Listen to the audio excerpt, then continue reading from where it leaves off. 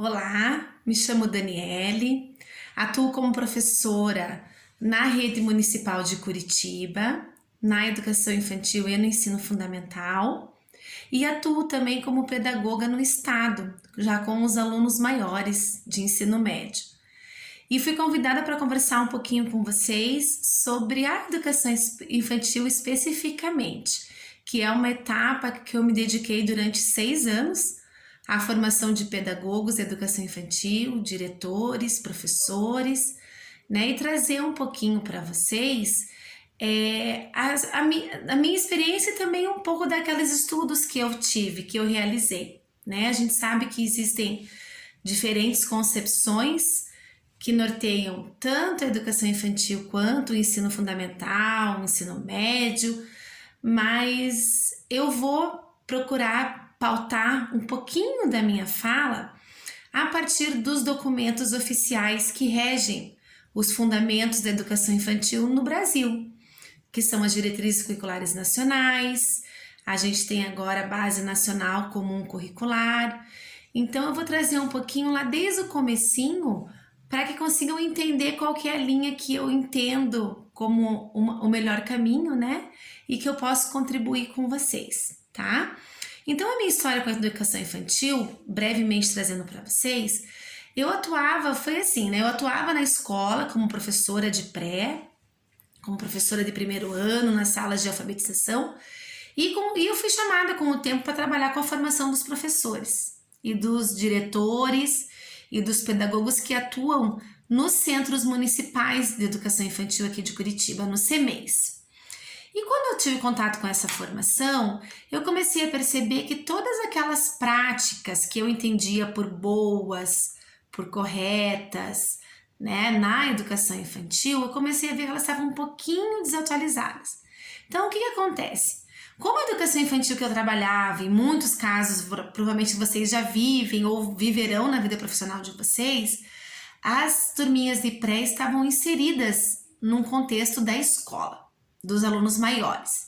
Então, muitas vezes, aquela rotina que era organizada para as crianças, o tempo que era destinado para aquelas crianças estarem na escola, a questão dos espaços que aquelas crianças frequentavam, eles eram voltados por uma organização dos alunos maiores, a partir de primeiro ano até o quinto ano, que na verdade tem uma especificidade diferente, né? Então, consequentemente, toda uma organização diferenciada também, com relação a materiais, com relação a tempo, com relação à própria formação dos professores.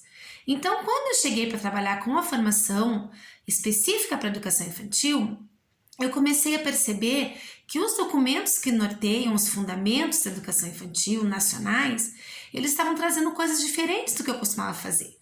Né? Então, quando eu entrava na sala, procurava trazer muita questão lúdica para as crianças, muita música, muita brincadeira, mas no decorrer da aula acabava centralizando numa atividade pedagógica igual, única, né? Muitas vezes já pronta só para a criança completar, só para a criança pintar. E isso eu comecei a perceber que haviam outras possibilidades de trabalho, que seriam mais ricas, que seriam mais enriquecedoras, que valorizassem mais a produção dessas crianças. Então eu comecei a me aprofundar nos estudos desses documentos, até para poder trazer a concepção para os professores que estavam participando da minha formação. E nas diretrizes curriculares nacionais, elas trazem, né, uma questão da criança como centro do planejamento curricular. A criança como um sujeito histórico de direitos, que nas interações, nas relações que ela vai participando das práticas cotidianas da escola, ela começa a vivenciar ali a construção de alguns conhecimentos. Mas a gente sempre partindo dessa premissa que a criança é um sujeito histórico de direitos. Aí a gente lê um documento desse e pensa assim, mas o que é ser um sujeito histórico e de direitos, né? Aí a gente começa a pensar, será que é uma questão dela estar há muito tempo na escola? Será que é por quê? Por que essa criança é considerada um sujeito de direitos histórico? Então essa criança, no primeiro momento a gente fala que ela é um sujeito histórico, porque essa criança, ela faz parte da história do mundo em que ela vive, do país em que ela vive. Ela já nasce numa dinâmica social que é construída historicamente, né? E além de tudo, ela tem as marcas pessoais da sua família, da sua constituição familiar. Ela tem a história da sua família. E essa criança entra, quando ela nasce, quando ela vem para esse mundo, ela já entra nessa dinâmica historicamente construída, e a partir disso ela começa a construir os seus sentidos da sua identidade, do espaço que ela vive, né, das coisas que acontecem no mundo ali em que ela está inserida, em que ela está se relacionando. Então essa criança é considerada um sujeito histórico por essas questões, né? Então ela não é um ser que nasceu em qualquer momento, de qualquer jeito, sem qualquer relação, não. Através desse olhar pedagógico, ela é um sujeito histórico porque ela faz parte já dessa dinâmica histórica e ela reconstrói isso e ela atua nisso também. E ela é um sujeito de direitos, por quê? Porque a gente tem que entender que a criança de 0 a 5 anos, que é a criança da educação infantil, ela constrói, ela tem direitos de construir a sua identidade, os seus conhecimentos de mundo, através das interações em que ela participa, através das relações que ela estabelece com os seus pares, que são as crianças da mesma idade, da mesma escola, da mesma família, com o outro que é mais experiente, que é o professor, que é o pai, que é a mãe, que é a tia, que é a avó, né? Então essa criança vai construindo a sua identidade, os seus sentidos sobre o mundo, suas hipóteses sobre a natureza, sobre a sociedade, sobre as coisas do mundo em que ela vive, através dessas relações que ela estabelece no decorrer da sua infância, no decorrer da sua vida enquanto criança, em sua vida de criança pequena, né? Então essa criança, quando esse documento traz que essa criança é um sujeito histórico de direitos, um sujeito que estabelece relações e a partir dessas relações ela constrói a sua identidade, ela produz a cultura, né? Ela com os seus pares, ela brincando, é disso que ele está se tratando. Então, se pensando nesse conceito de criança sujeito histórico e de direitos, que estabelece relações, que brinca, que fantasia, que traz hipóteses sobre o mundo, hipóteses sobre a natureza, que traz o seu sentido de mundo, não caberia uma atividade que fosse feita, elaborada, planejada igual para todas as crianças, né? Se cada criança é um ser que estabelece diferentes relações, se cada criança é um ser que tem uma configuração familiar diferente, que se relaciona, que tem um sentido de mundo diferente, não fazia sentido permanecer num momento de atividade pedagógica onde que todas elas devem fazer a mesma coisa.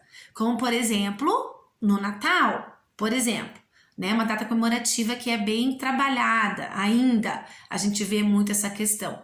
Fazer o Papai Noel igual para todas as crianças, pintarem todas da mesma cor, enfim, né? Então, essas questões começaram a mexer com a minha ideia sobre o que é essa docência na educação infantil, né? Perceber que essa criança não é a mesma criança que eu estava pensando quando eu planejava. Tudo igual para todos os momentos, para todas as crianças. Então, a gente, considerando essa criança sujeito histórico de direitos, nós temos que, enquanto professor, oferecer a ela espaços, momentos de relações ricas que favoreçam a relação entre os seus pares, entre os seus adultos mais experientes, mas que favoreçam essa construção de mundo, esse significado de mundo a qual essa criança, enquanto sujeito histórico de direitos, tem o direito, né? Então, num primeiro momento, é muito importante a gente ter muito claro essas questões, porque elas vão ser decisivas no momento de fazer um planejamento. A partir do momento que você faz um planejamento considerando essa criança, tendo essa concepção de criança, a perspectiva para elaborar um planejamento, ela muda. Você muda o foco, você muda o olhar. Então, a minha intenção nesse vídeo é trazer uma provocação sobre quem é essa criança, a incentivar vocês a buscarem os documentos oficiais que regem os fundamentos da educação infantil, que eles vão trazer muitos mais elementos do que eu trouxe para vocês aqui, para que se possa construir um planejamento que favoreça o quanto mais possível, né, esses momentos de relações ricas, de respeito ao conhecimento da criança, de respeito a um espaço que favoreça essa construção de mundo, para que essa criança tenha a possibilidade de produzir a cultura, de entender a sociedade, né? Então a gente precisa se aprofundar nisso. É interessante que vocês leiam as diretrizes curriculares, a Base Nacional Comum Curricular, para que isso fique muito claro. Muitas coisas vão surgindo durante a docência. Muitas das nossas dúvidas, as nossas impossibilidades vão surgindo enquanto a gente está na prática mesmo, né? Mas a leitura, o estudo sempre ajuda a trazer uma provocação.